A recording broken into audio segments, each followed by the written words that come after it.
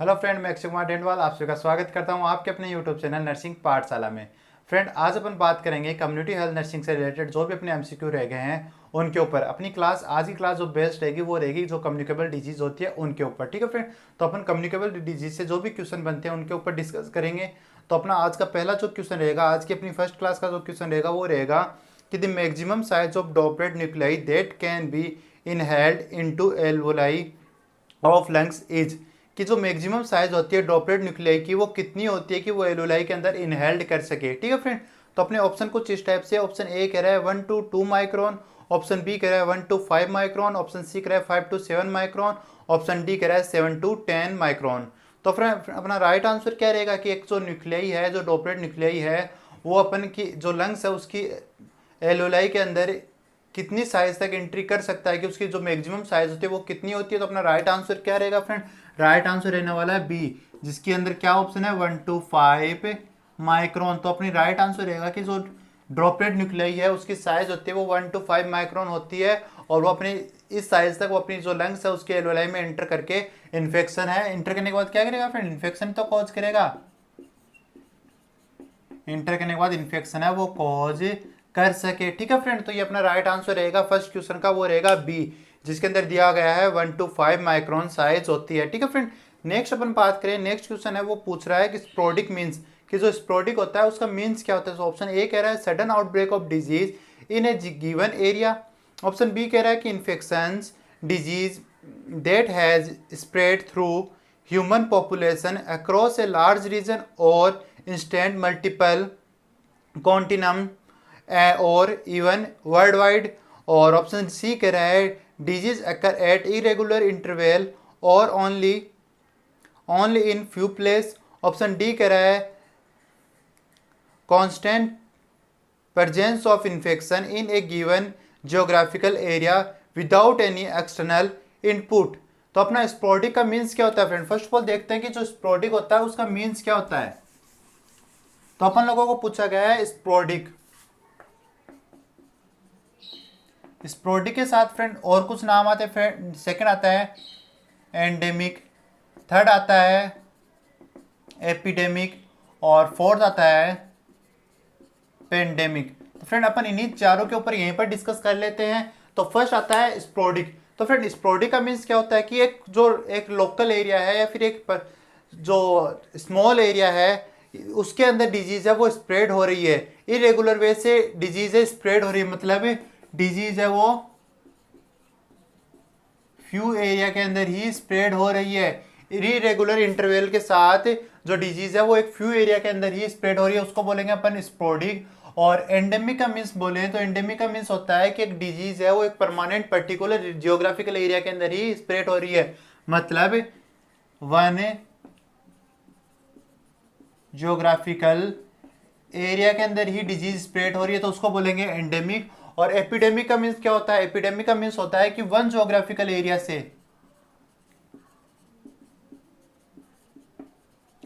से डिजीज है वो अनोदर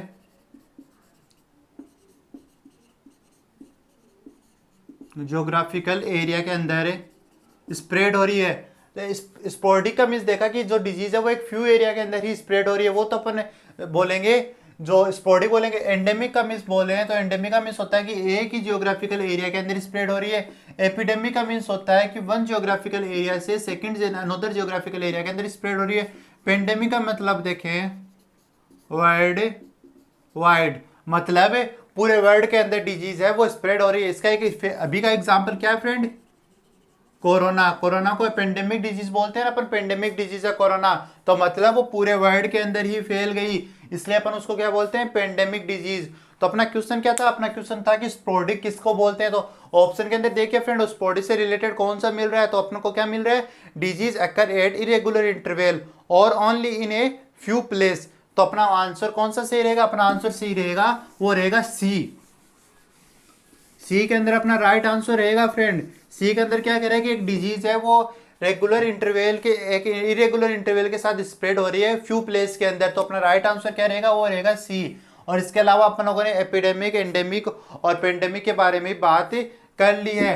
नेक्स्ट क्वेश्चन है वो कुछ इस टाइप से फ्रेंड। नेक्स्ट क्वेश्चन कह रहा है, क्या कह रहा है, इंक्यूबेटरी कैरियर इज, ये पूछा है इंक्यूबेटरी कैरियर क्या होता है। तो इंक्यूबेटरी कैरियर जानने से पहले अपन लोगों को जानना होगा कि इंक्यूबेशन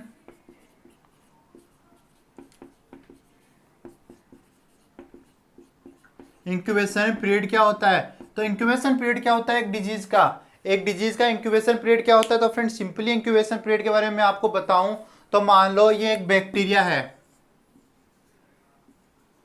या फिर एक वायरस है, ठीक है फ्रेंड, और ये अपनी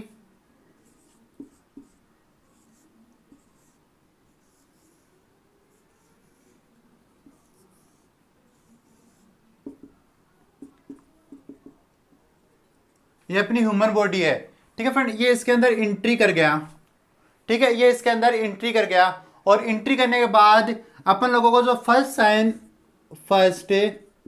साइन और सिम्टम्स अपेयर होंगे, जो साइन और सिम्टम्स अपेयर होंगे उस टाइम तक, मतलब एंट्री करने से फर्स्ट साइन सिम्टम अपेयर होने तक के टाइम को अपन क्या बोलते हैं, इंक्यूबेशन पीरियड कहते हैं। और इसी टाइम पीरियड के अंदर अगर कोई इन्फेक्शन इंडिविजुअल इन्फेक्शन कॉज करता है, इसी टाइम पीरियड के अंदर कोई इन्फेक्शन है वो अदर इंडिविजुअल के अंदर, हेल्दी इंडिविजुअल के अंदर इन्फेक्शन कॉज करता है, तो उसको बोलते हैं अपन इंक्यूबेटरी कैरियर। उस इंडिविजुअल को क्या बोलते हैं, इंक्यूबेटरी कैरियर।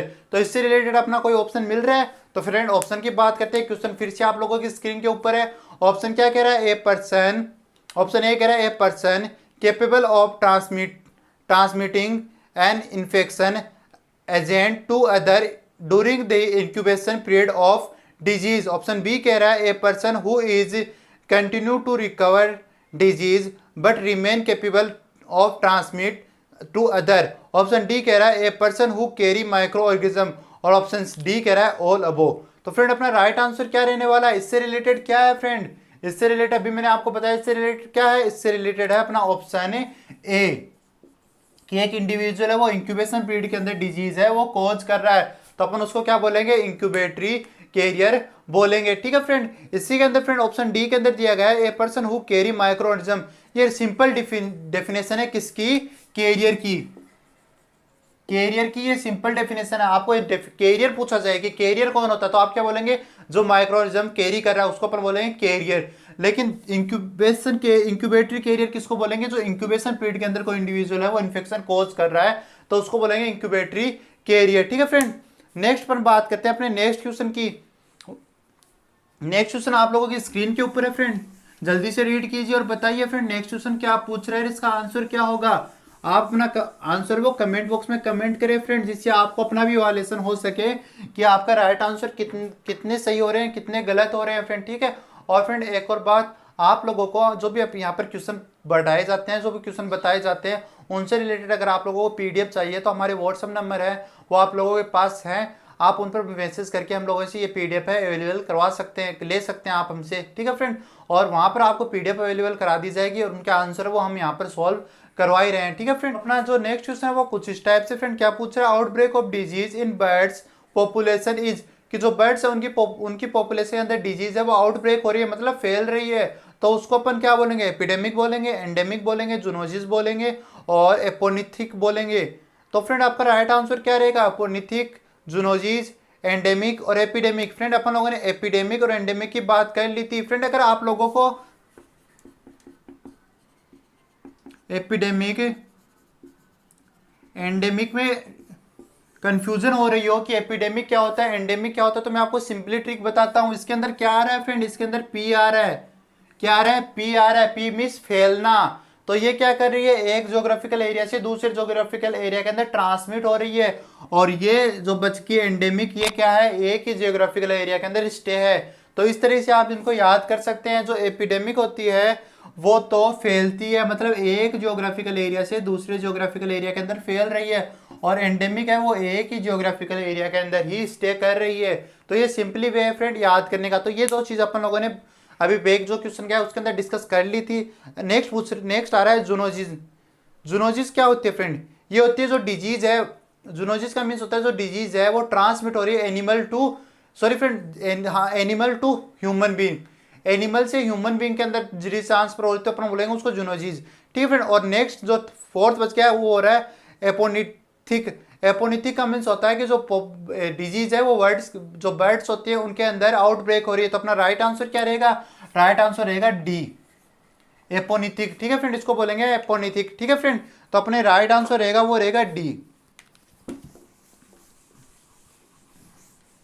अब बात करते हैं क्वेश्चन नंबर नेक्स्ट की। क्वेश्चन नंबर नेक्स्ट क्या कह रहा है फ्रेंड? वो है friend, Koplik spot are the clinical features of की। ये पूछ रहा है कि जो कोप्लिक स्पॉट होते हैं वो किसके क्लिनिकल फीचर्स होते हैं। तो अपना राइट आंसर क्या रहेगा फ्रेंड?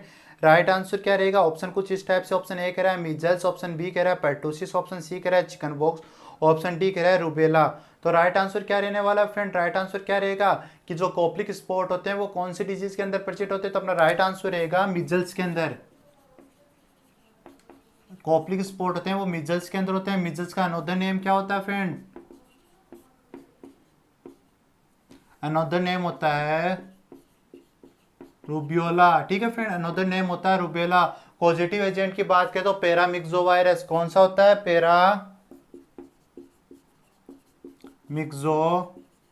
वायरस। पॉजिटिव एजेंट की बात करें तो पॉजिटिव एजेंट रहेगा पैरामिक्सोवायरस। ठीक है फ्रेंड, और अब बात करें इसके मोड ऑफ ट्रांसमिशन की। मोड ऑफ ट्रांसमिशन की बात करें, ड्रॉपलेट ऑफ ट्रांसमिशन की बात करें तो मोड ऑफ ट्रांसमिशन होता है ड्रॉपलेट होता है फ्रेंड। ठीक है, ये बात कर ली मिजल्स के बारे में। नेक्स्ट अपन मिजल्स के बारे में बात करें तो मिजल्स का जो इंक्यूबेशन पीरियड होता है वो कितना होता है फ्रेंड? वो होता है 10 to 12 डेज होता है। 10 to 12 डेज का जो इंक्यूबेशन पीरियड होता है वो होता है 10 to 12 डेज। अब बात कर लेते हैं फ्रेंड, जो कोप्लिक स्पॉट अपना क्वेश्चन आया था उसके बारे में। कोप्लिक स्पॉट होते हैं वो वाइटिस कलर के होते हैं। वाइटिस कलर के होते हैं। प्रेजेंट क्या होते हैं फ्रेंड? बक्कल म्यूकोजा होती है उसके ऊपर प्रेजेंट होते हैं। और फर्स्ट और सेकंड जो मोलर टीथ होते हैं, फर्स्ट और सेकंड जो मोलर टीथ होते हैं उनके अपोजिट प्रेजेंट होते हैं। तो आपसे क्वेश्चन इस टाइप से पूछा जाए कि जो कोप्लिक स्पॉट है वो किस डिजीज के अंदर होते हैं। तो आपका राइट आंसर क्या जाएगा? आपका राइट आंसर जाएगा मिजल्स के पास, कि सर वो तो मिजल्स के अंदर प्रेजेंट होते हैं। और आपको पूछ लिया जाए कि जो कोप्लिक स्पॉट होते हैं वो किस कलर के होते हैं, तो मोस्टली वो होते हैं व्हाइट कलर के होते हैं। कहाँ प्रेजेंट होते हैं? बक्कल मुकोजा के अंदर होते हैं। और फर्स्ट और सेकंड मोलर टीथ होते हैं उनके अपोजिट प्रेजेंट होते हैं। यहाँ फ्रेंड अपने 3 से 4 क्वेश्चन कंप्लीट कर रहे हैं अपन। फर्स्ट क्वेश्चन रिपीट दोबारा कर रहा हूँ। फर्स्ट क्वेश्चन जो आपकी स्क्रीन पे आएगा वो था, क्या था कि Koplik spot are the clinical features of, की कोप्लिक स्पॉट होते हैं वो किसका क्लिनिकल फीचर्स है। तो आपका राइट आंसर आपने क्या दिया था? वो दिया था सर ये तो जो मीजल्स है उसका राइट आंसर होगा। इसका राइट आंसर मीजल्स होगा। फिर मैंने आपसे एक और क्वेश्चन किया। एक और क्वेश्चन क्या किया कि जो कोप्लिक स्पॉट है वो किस कलर के होते हैं। तो आपका राइट आंसर गया कि वो तो व्हाइट कलर के होते हैं। फिर मैंने एक और आंसर क्वेश्चन किया आपसे, मैंने पूछा कि प्रेजेंट क्या होते हैं, तो आपने आंसर दे दिया कि वो तो बक्कल म्यूकोजा के ऊपर प्रेजेंट होते हैं। और मैंने उसकी स्पेसिफिक लोकेशन पूछी तो आपने कहा कि वो फर्स्ट और सेकंड मोलर टीथ होते हैं उनके अपोजिट प्रेजेंट होते हैं। उसके बाद में अपन लोगों ने मीजल्स की बात कर ली, अनोदर नेम की बात की तो रूबियोला। फ्रेंड याद रखना रूबियोला, रूबियोला नहीं रूबियोला। ठीक है फ्रेंड, और फिर अपन लोगों ने वायरस की बात की तो पैरामिक्सो वायरस। ड्रॉपलेट बात कर ली, ड्रॉपलेट से ट्रांसमिट होता है। तो ये चीज अपन लोगों ने एक ही क्वेश्चन के अंदर डिस्कस ही कर लिया है। ठीक है फ्रेंड, एग्जाम नियर बाई होने के कारण अपन लोग ना थ्योरेटिकल पोर्शन कंप्लीट नहीं करवा सकते। इस कारण से अपन लोग ना जो एमसीक्यू है वो लेके चल रहे हैं। और एमसीक्यू के अंदर भी अपन ऐसा कोई टॉपिक नहीं छोड़ेंगे जिसके अंदर से आप लोगों को अदर कोई क्वेश्चन आने की संभावना हो। अपन लोग हमारी तरफ से बेस्ट हम बेस्ट कोशिश कर रहे हैं कि आप लोगों को इफेक्टिव क्लास प्रोवाइड करवाई जा सके। तो अगर आप लोगों को हमारी क्लास से रिलेटेड फिर भी कोई प्रॉब्लम हो तो आप हमें कमेंट बॉक्स में या फिर हमारे व्हाट्सअप करके हमें सजेशन दे सकते हैं कि सर ये टॉपिक आप लोगों को ऐड करना है, फिर ये टॉपिक पढ़ाना है। तो हमारी टीम या हम आप लोगों को वो टॉपिक है वो पढ़ा देंगे। ठीक है फ्रेंड, अब बात करते हैं नेक्स्ट क्वेश्चन की। नेक्स्ट क्वेश्चन पूछ रहा है कि, तो फ्रेंड अपना नेक्स्ट क्वेश्चन है वो कह रहा है कि positive agent of small fox. Small fox का पॉजिटिव एजेंट क्या है। तो ऑप्शन ए कह रहा है वेरिसेला वायरस, ऑप्शन बी कह रहा है RNA paramyxovirus, option C कह रहा है वेरिसेला जोस्टर, ऑप्शन डी कह रहा है नन ऑफ दीज। तो फ्रेंड आपका राइट आंसर क्या रहेगा? जल्दी से कमेंट कीजिए, राइट आंसर क्या रहने वाला है, कौन सा होगा पॉजिटिव एजेंट स्मॉल फॉक्स का। तो आपका राइट आंसर क्या रहेगा कि सर जो स्मॉल फॉक्स है उसका जो पॉजिटिव एजेंट है वो क्या होता है? वो होता है वेरिसेला वायरस होता है। और वहीं पर चिकन पॉक्स की बात करें तो वेरिसेला जोस्टर, और मिजल्स की बात करें तो आरएनए पैरामिक्सो वायरस। ठीक है फ्रेंड, तो ये अपन लोगों ने बात कर ली स्मॉल फॉक्स का जिसका पॉजिटिव एजेंट होता है वेरिसेला वायरस। यहीं पर बात करते हैं जो इंक्यूबेशन पीरियड होता है जो स्मॉल फॉक्स का वो होता है 7 to 17 डेज। ठीक है, 7 से 17 दिन होता है। वो क्या होता है? इंक्यूबेशन पीरियड होता है किसका? जो स्मॉल फॉक्स होता है उसका। जो अब बात करें कि इंडिया के अंदर इसका लास्ट केस इराडिकेट हो चुका है फ्रेंड। स्मॉल फॉक्स का जो लास्ट केस था इंडिया के अंदर वो कब आया था? तो वो आया था 1975 के अंदर कहाँ मिला था? बिहार के अंदर। बिहार के अंदर 1975 के अंदर लास्ट केस आया था। इराडिकेट कब हुआ था इंडिया से? ये हुआ था 1977 के अंदर। ठीक है फ्रेंड, इराडिकेट कब हो गया था? 1977 के अंदर। और वर्ल्ड वाइज लास्ट केस कब आया था? 1978 के अंदर। और इसको वर्ल्ड वाइड इराडिकेट कब कर दिया गया था डब्ल्यूएचओ ने? वो किया था 1980 के अंदर। ठीक है फ्रेंड, तो अपन लोगों ने बात कर रहे हैं जो स्मॉल पॉक्स है उसके अंदर वेरिसेला जो वायरस है उसका पॉजिटिव एजेंट होता है। और 1975 के अंदर लास्ट केस मिला था बिहार के अंदर।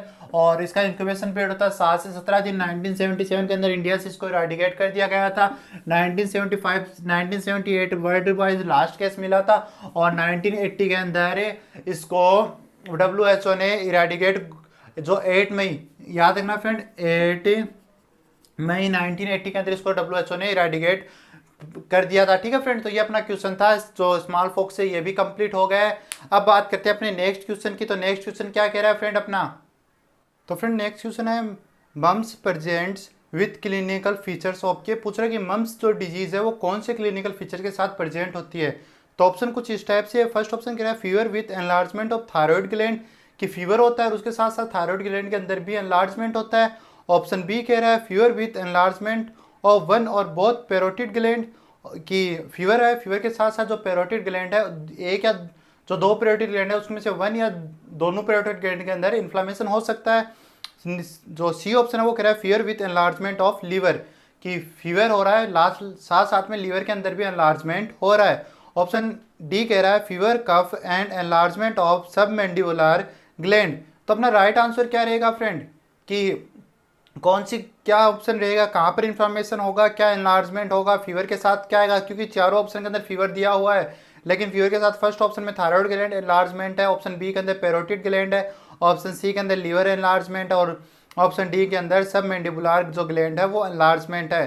तो अपना राइट आंसर क्या रहेगा? राइट आंसर रहेगा, जो राइट आंसर रहने वाला है वो रहने वाला है कि fever with enlargement of parotid gland. तो ऑप्शन नंबर बी है वो अपना राइट आंसर रहेगा। तो मैंने आपसे पूछा कि जो मीजल्स होता है, सॉरी जो मम्स होता है उसके अंदर फीवर के साथ साथ पैरोटिड ग्लैंड के अंदर एनलार्जमेंट होता है, तो आपने कहा कि हाँ उसके अंदर एनलार्जमेंट होता है। तो अपना राइट आंसर क्या गया? राइट आंसर चला गया बी के पास। अब बात करते हैं क्वेश्चन नंबर जो नेक्स्ट है उसकी। अपना जो नेक्स्ट क्वेश्चन है वो कह रहा है कि डॉपलेट इन्फेक्शन स्प्रेड बाय, कि डॉपलेट इन्फेक्शन होता है वो स्प्रेड कैसे होता है। तो फ्रेंड ऑप्शन कुछ इस टाइप से, ऑप्शन ए कह रहा है कफिंग, ऑप्शन बी कह रहा है टचिंग, ऑप्शन सी कह रहा है ए और बी बोथ, ऑप्शन डी कह रहा है by blood infusion, by blood infusion. तो अपना राइट आंसर क्या रहेगा फ्रेंड? राइट आंसर क्या रहेगा? डॉपलेट इन्फेक्शन कैसे स्प्रेड होता है? अपना राइट आंसर कमेंट बॉक्स में कमेंट कीजिए फ्रेंड, राइट आंसर क्या रहने वाला है। राइट आंसर रहेगा जो डॉपलेट इन्फेक्शन होता है वो बाई कफिंग स्प्रेड होता है। एक दूसरा नेक्स्ट में पूछ रहा है positive organism of chicken fox. तो फ्रेंड अभी एक नेक्स्ट क्वेश्चन गया था इसके अंदर मैंने आप लोगों को जो चिकन फॉक्स है उसके पॉजिटिव ऑर्गेनिज्म के बारे में बताया था। तो अपना यहाँ ऑप्शन है paramyxo virus, varicella zoster, herpes simplex virus और वेरिसेला वायरस। तो अपना राइट आंसर क्या रहेगा फ्रेंड? यह आंसर है मेरा बताया वो आपको, आप जल्दी से आंसर कीजिए। इसका राइट आंसर क्या रहने वाला है फ्रेंड? इसका राइट आंसर रहेगा वो रहेगा वेरिसेला जोस्टर वायरस। और वेरिसेला वायरस होता है वो स्मॉल पॉक्स का होता है, और वेरिसेला जोस्टर होता है वो किसका होता है? चिकन पॉक्स का। तो यहाँ राइट आंसर क्या रहने वाला है? यहाँ राइट आंसर रहेगा वो रहेगा बी, कि कौन सा होता है? वेरिसेला जोस्टर होता है वो चिकन पॉक्स का होता है, और स्मॉल पॉक्स का क्या होता है? वो होता है वेरिसेला वायरस होता है। ठीक है फ्रेंड, नेक्स्ट क्वेश्चन की बात करें तो all stage of rashes are seen in, कि जो रेसेस होती है उसकी जो रेसेस जो होते हैं उसकी जो ऑल स्टेज है वो किसके अंदर दिखती है? तो अपना ऑप्शन है measles, typhoid, chicken pox, small pox. तो आपका राइट आंसर क्या रहेगा? कि जो रेसेस होते हैं ना फ्रेंड, मैक्यूल्स, पेप्यूल्स, तो उनकी जो ऑल स्टेज होती है वो सारे जो स्टेज है रेसेस की कौन से कब कब आते हैं, तो वो सारी स्टेज है वो कौन सी डिजीज के अंदर दिखती है। तो अपना राइट आंसर क्या रहेगा? राइट आंसर रहेगा सी, कि वो सारी स्टेज है वो किसके अंदर दिखती है? वो दिखती है चिकन पॉक्स के अंदर। और इसको क्या बोलते हैं फ्रेंड? इसको एक सिनोनिम भी प्रेजेंट करते हैं अपन, चिकन पॉक्स के जो साइन सिम्टम्स पढ़ते हैं उसके अंदर उसको बोलते हैं, क्या बोलते हैं फ्रेंड? आपका राइट आंसर क्या रहेगा? कि सारे जो स्टेज है वो पे जो रेसेस है वो दिखते हैं तो उसको क्या बोलते हैं? पियोमॉर्फिक प्रेजेंट। क्या बोलते हैं फ्रेंड? उसको अपन बोलते हैं पियोमॉर्फिक प्रेजेंट बोलते हैं। पियोमॉर्फिक प्रेजेंट होता है, प्रेजेंटेशन या प्रेजेंट होता है वो चिकन पॉक्स का एक स्पेसिफिक साइन होता है जिसके अंदर मैक्यूल्स, पेप्यूल्स वो सारे एक साथ दिखाई देते हैं। मतलब फ्रेंड एक ही एरिया के अंदर स्किन के ऊपर सारे मैक्यूल्स, पेप्यूल्स होते हैं वो एक साथ दिखाई देते हैं। ठीक है फ्रेंड, तो इसको बोलते हैं पियोमॉर्फिक प्रेजेंट। और ये किसके अंदर दिखता है? ये दिखता है चिकन पॉक्स के अंदर। अब बात करते हैं अपने नेक्स्ट क्वेश्चन की। नेक्स्ट क्वेश्चन क्या कह रहा है? Mumps is a disease that affect, कि मम्स एक कौन सी डिजीज है वो किसको अफेक्ट करती है? सलाइवरी ग्लैंड को, टंग को, पेरोटिड ग्लैंड को और थायराइड को। अभी क्वेश्चन गया था friend, fever with enlargement of parotid gland. तो यहाँ अपना राइट आंसर क्या रहेगा? राइट आंसर रहेगा सी, कि जो मम्स होता है वो किसको इफेक्ट करता है? वो करता है पेरोटिड ग्लैंड को। ठीक है फ्रेंड, तो अपना नेक्स्ट क्वेश्चन, अपना जो नेक्स्ट क्वेश्चन है वो इस टाइप से friend, commonest complication of mumps, ये पूछ रहा है कि जो मम्स डिजीज है उसका कॉमनेस्ट कॉम्प्लिकेशन कौन सा होता है? तो अपना ऑप्शन क्या है फ्रेंड? ऑप्शन ए है ऑर्चाइटिस एंड ऑफोराइटिस, एंसेफेलाइटिस, निमोनिया और मायोकार्डियल इंफ्रैक्शन। तो अपना राइट आंसर क्या रहेगा फ्रेंड? राइट आंसर रहेगा ऑर्चाइटिस और ऑफोराइटिस। तो इसके ऑर्चाइटिस और ऑफोराइटिस के बारे में देखते हैं फ्रेंड। ऑर्चाइटिस क्या होता है फ्रेंड? ऑर्चाइटिस क्या होता है? ऑर्चाइटिस होता है इन्फ्लामेशन इन टेस्टिकल्स। जो टेस्टिकल्स होते हैं, ये जो कॉम्प्लिकेशन मम्स का मिलता है, किसके अंदर मिलता है? ये मिलता है मेल के अंदर। आपको ये भी पूछा जा सकता है कि जो मेल के अंदर जो मम्स होता है उसका कॉम्प्लिकेशन क्या होता है? तो आपका राइट आंसर क्या रहेगा? ऑर्चाइटिस। इसका मतलब होता है जो टेस्टिकल होते हैं उनके अंदर इन्फ्लामेशन हो जाता है तो उसको बोलते हैं ऑर्चाइटिस। और नेक्स्ट है ओफोराइटिस। ओफोराइटिस क्या होता है फ्रेंड? ऑफोराइटिस का क्या मतलब होता है? ये मोस्टली ये किसके अंदर दिखता है? ये दिखता है फीमेल के अंदर। इसका मीन्स क्या होता है? इसका मीन्स होता है इन्फ्लामेशन इन ओवेरी। इन्फ्लामेशन इन ओवेरी ये किसके अंदर दिखता है? ये फीमेल के अंदर दिखता है। यहाँ फ्रेंड अपन लोगों ने 3 क्वेश्चन कंप्लीट किए हैं। फर्स्ट क्वेश्चन आप लोगों की स्क्रीन के ऊपर है, वो क्या पूछ रहा है? वो पूछ रहा है commonest complication of mumps. Mumps का जो कॉम्प्लिकेशन क्या होता है तो आप लोगों ने बता दिया, ऑर्चाइटिस ऑफेराइटिस होता है। यहाँ पर क्वेश्चन इस टाइप से भी आ सकता है कि जो मम्स होता है उसका मेल के अंदर कॉम्प्लिकेशन क्या होता है? ऑर्चाइटिस होता है। इसको ऐसे भी याद रखना, टेस्टिकल होते हैं उनके अंदर इन्फ्लामेशन होता है। क्वेश्चन एग्जामिनर ऑर्चाइटिस ने देखकर टेस्टिकल इन्फ्लामेशन भी दे सकता है, तो आपका आंसर याद रखना। ठीक है फ्रेंड, रटना नहीं है। नेक्स्ट पूछ ले फीमेल के अंदर, तो आपको बोलना है ओफोराइटिस होता है, इसके अंदर ओवेरी के अंदर इन्फ्लामेशन हो जाता है। तो ये अपना क्वेश्चन था जो कंप्लीट हो गया है। अब बात करते हैं नेक्स्ट क्वेश्चन की। ये पूछ रहा है rubeola also known as, friend 2 word आते हैं, एक तो रुबियोला और एक आता है रुबियोला। तो कंफ्यूज मत होना, रुबियोला अलग है, रुबियोला अलग है। रुबियोला एक डिजीज है। रुबियोला अपन किसको बोलते हैं? जिसमें अंदर आता है ओला, रुबियोला वो किसको बोलते हैं? वो अपन बोलते हैं मीजल्स को। मीजल्स का अनोदर नेम है। और रुबियोला, रुबियोला का ये पूछ रहा है अनोदर नेम ऑफ रुबियोला है। रुबियोला आल्सो नोन एज वुफिंग कब, जर्मन मीजल्स, 3 डे मीजल्स और बी एंड सी बोथ। तो अपना राइट आंसर क्या रहेगा फ्रेंड? जो रुबेला होता है उसको अपन क्या बोलते हैं? अपना राइट आंसर क्या रहेगा? वुफिंग कफ या फिर जर्मन मिजल्स या 3 डे मिजल्स या बी एंड सी बोथ। तो अपना राइट आंसर क्या रहेगा फ्रेंड? राइट आंसर रहेगा डी। डी के अंदर दिया हुआ है कि बी एंड सी बोथ। तो जो रुबेला होता है उसको अपन जर्मन मिजल्स भी कहते हैं और 3 डे मिजल जर्मन मिजल्स या फिर 3 डे मिजल्स के नाम से भी जानते हैं। ठीक है फ्रेंड, तो फ्रेंड आज की क्लास के लिए इतना ही। अगर आप लोगों को आज की क्लास अच्छी लगी तो क्लास को लाइक करना, चैनल पर नहीं हो तो चैनल को सब्सक्राइब करना और हमारी वीडियो ज़्यादा से ज़्यादा शेयर करना। ठीक है।